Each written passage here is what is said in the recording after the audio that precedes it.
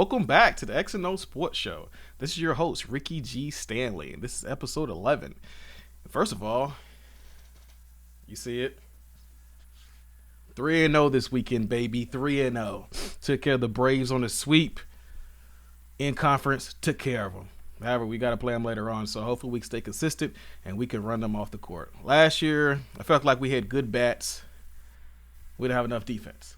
The pitching was terrible. They showed the ERA today. I was embarrassed. But we started off good this year. Bryce not playing bad. He's not playing terrible, but I know he's going to get warmed up, and I'm going to be ready. Got the hat ready. Just ordered 2 more, so you guys might see some new hats coming up. And of course, I'll be wearing my jersey. I got 3 of these things. I'll be ready all baseball season. But our first topic tonight, I found it on Twitter, and it was pretty funny because I was reading the comments. I was looking like, these guys have no idea. But, everybody has their opinion. So I'm going to read off what I found. So it said they had 4 backs in a picture. And it stated, who is the better running back? So these are the 4 running backs they had up there. LaDainian Tomlinson, Hall of Famer, of course. Adrian Peterson, future Hall of Famer. Marshawn Lynch, and Frank Gore. And they stated who was the best back. Now, first of all, if you look at all of them, I think all of them are past 10,000 yards. So we can rule that out. They could run the football. I think Marshawn Lynch maybe played the least out of all of them. I think he played maybe 9 to 10 years. Everybody else, LT is already retired, and the other 2 are still playing. So now it leads to who is the best back. So as a fan of the game, it was kind of tough because I'm a Miami Hurricanes fan. Frank Gore came there. He did his thing, 2 torn ACLs, and still played hard. But I was a little torn with this situation. So I had to go and go through each of the games, look at a little bit of tape, and pretty much split a hair. So, first of all, they all run good, and they're all dangerous once they get to the second level.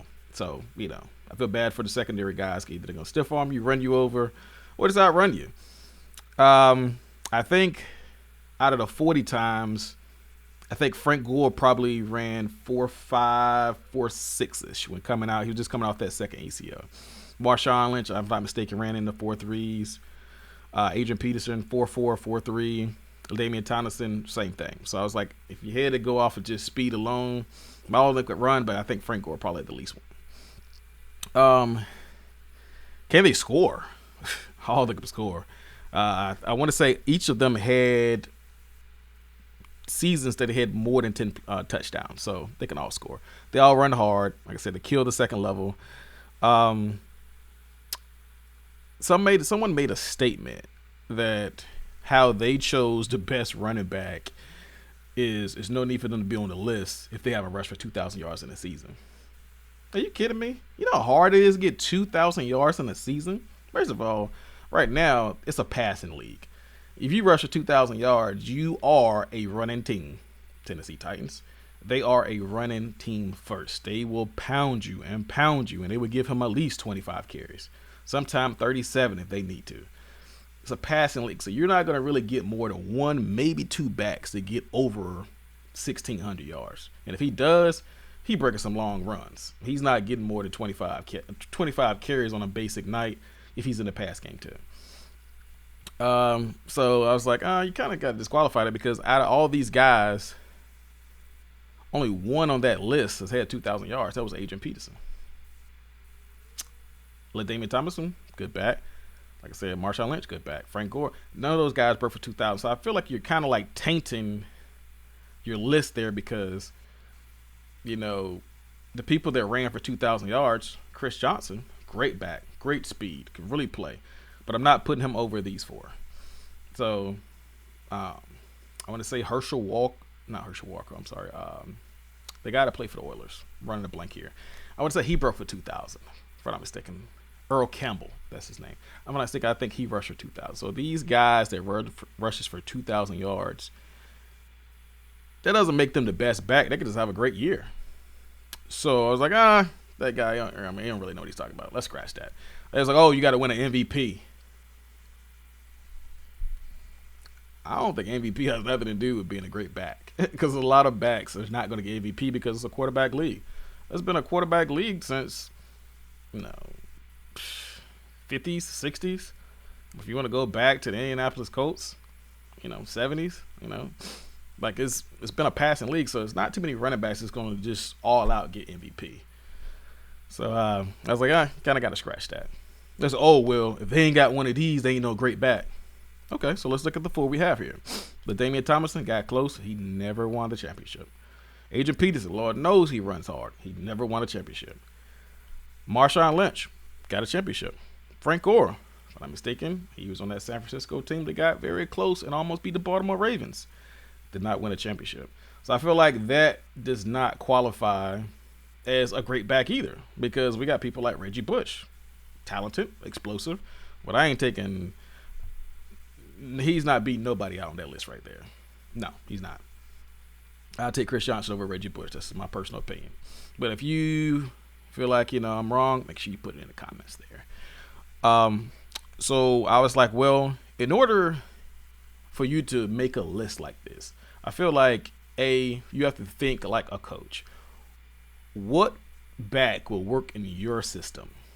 So splitting hairs, going through, and I was like, okay. So I looked through all the stats. Okay, they can all run the ball. Okay, but me, as you can tell, if you don't know by now, I'm a Philadelphia Eagles guy.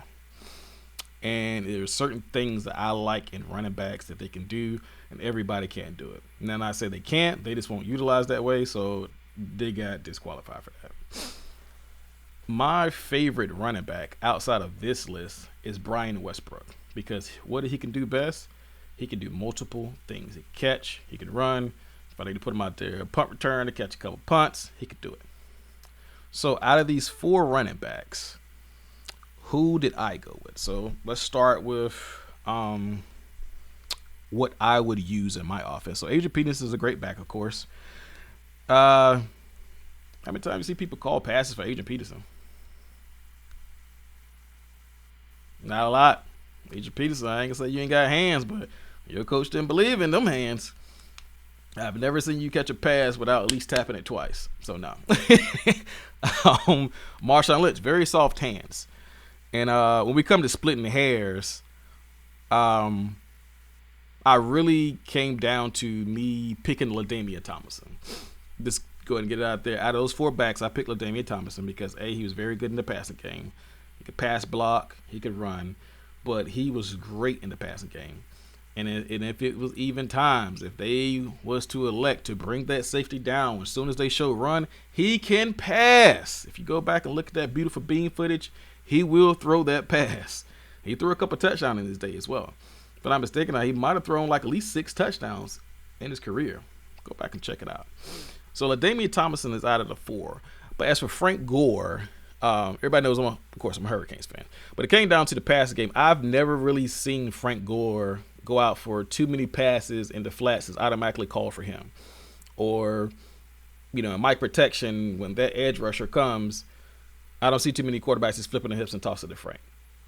No, I don't see too many screens, underneath being called for Frank. So I was like, it went off of what I would need in my type of offense. So that's how I came up with mine. And I think the guys that were on that list, I don't think they were less football fanatics. I just felt like they went off of preference. They felt like, you have to have a championship. You have to have an MVP. I have to go off of you can play in my offense.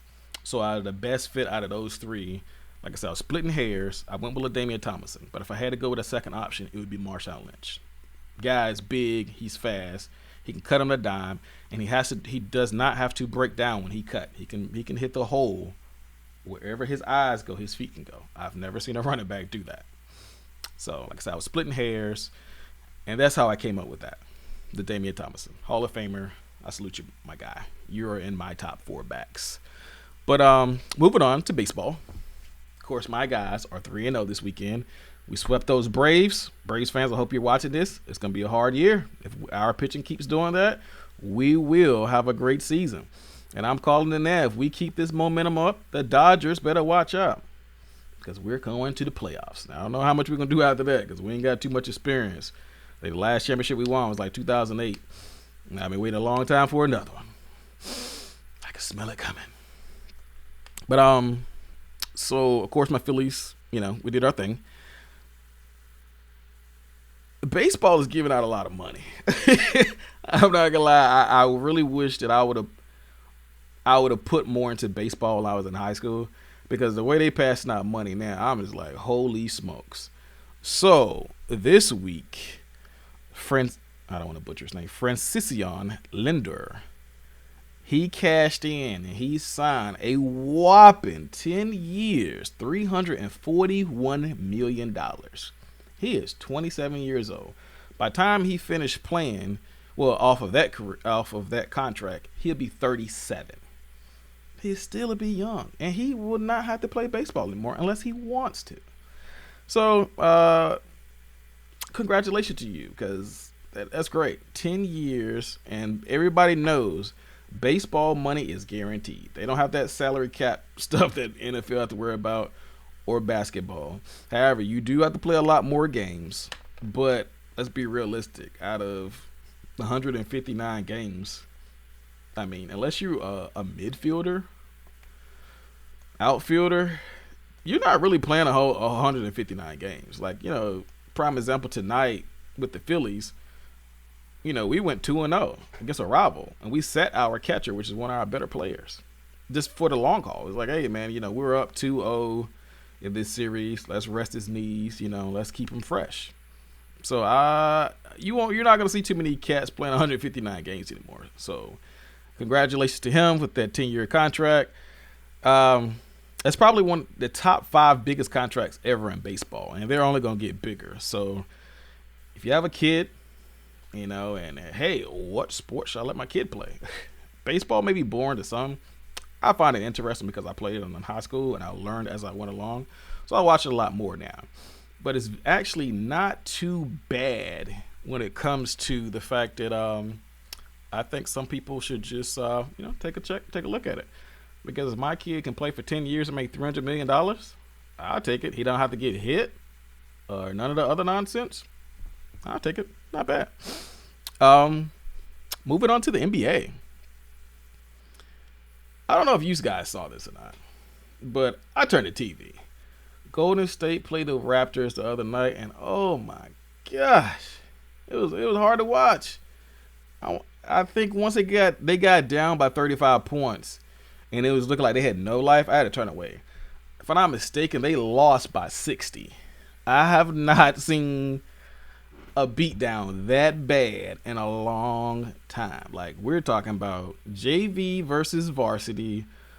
Like, this was bad. Now, I know Kevin Durant, he's no longer there, but, he's still threatening people in their DMs. So he's going to spit in their face. Kevin Durant's gone. I know that, Klay Thompson is out, with the Achilles for this, this is his second year being out. First he had the ACL, and then he has the Achilles. I know Steph Curry hurt his booty bone the other week. I know, but still, you have guys on that roster, and you're getting beat by 60? Come on, man. 60? I know, it was a bad game, but the media keeps seeing games like this. I promise you, they're going to put it in the atmosphere and try to get Steve Kerr walked up out of there. I know it'll be foolish because he's won 3 championships, but I've seen people get walked out for less.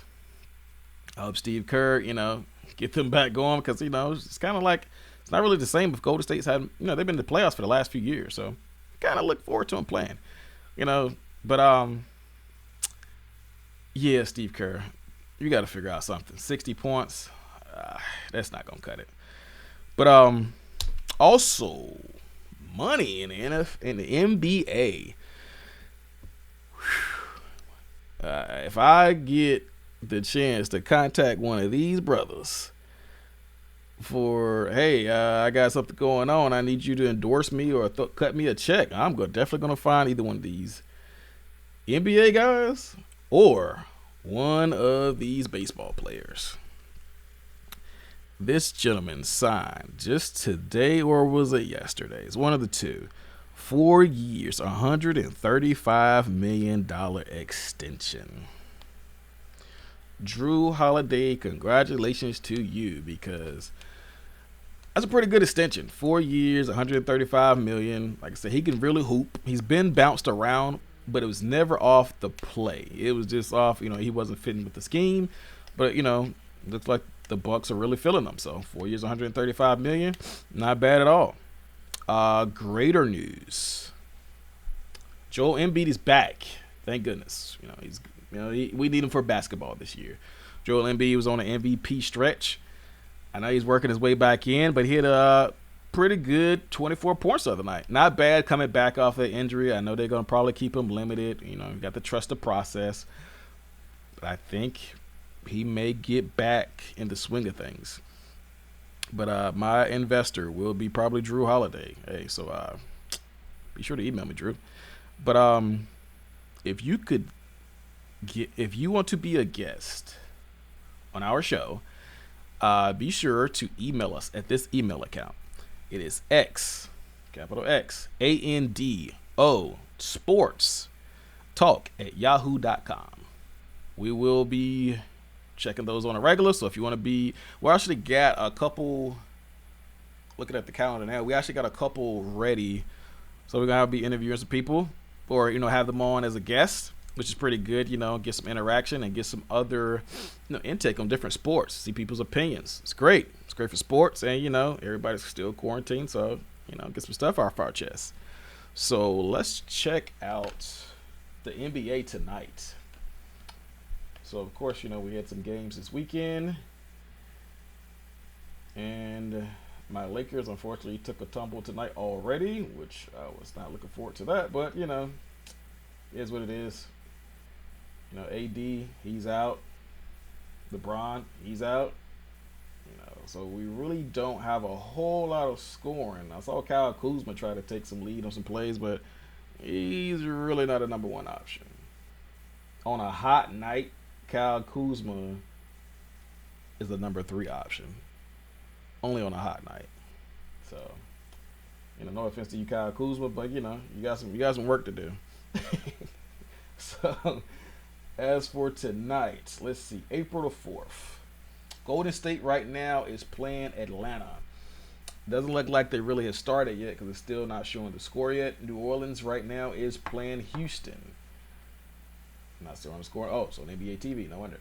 So we had Brooklyn to play Chicago. Los Angeles played LA and we got smoked. Charlotte played Boston. Memphis played Philadelphia. So Memphis beat Philadelphia 116 to 100. Charlotte played Boston 116 to 86. They just don't look the same without that ball kid, but hopefully he gets back. Hate that he's hurt, but get well soon, kid. Like I said, Los Angeles, we got smoked tonight, 104 to 86. Jeez, I thought that was a misprint. Montrez, he did his thing. He had 19 points coming off the bench. It's not bad, but we don't have enough firepower to run with him tonight. But once AD gets back healthy, they actually said he's actually able to do something, but they're not trying to rush him back, which is fine. We're still decent in the standing, so it's okay. LeBron, I know he's going to be out for a minimum of 3 weeks. So at the worst, we'll be the number 6 seed. Hopefully. No worse than that. And Brooklyn plays Chicago, and Chicago beats Brooklyn 115 to 107. Zach LaVine had 25 points. Kyrie had 24. Zach LaVine is putting in some work this year. He said, put some respect on my name. I would love to see the Bulls get back at least in contention. I don't really feel like the Bulls has been a real contender since Derrick Rose got hurt. I just knew that Derrick Rose, I don't think he was going to be the next Michael Jordan, but, he did have them to the point, like, you had to fear them. Like, okay, we got to bring our A game tonight because D Rose is going to put up, 38 points in the paint because he really didn't shoot threes like that, but he was the athletic and a freak of nature. So let's check out the standings. All right, so right now we got, let's bring it closer. Let's find small. Well, I'm just getting old. Philadelphia is 34-16. They're actually tied.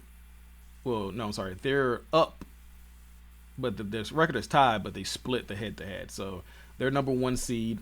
Brooklyn Nets is the number 2 slot for 34-16. Milwaukee is 32-17. So that's the top 3 seeds for the East. The West, we got the Utah Jazz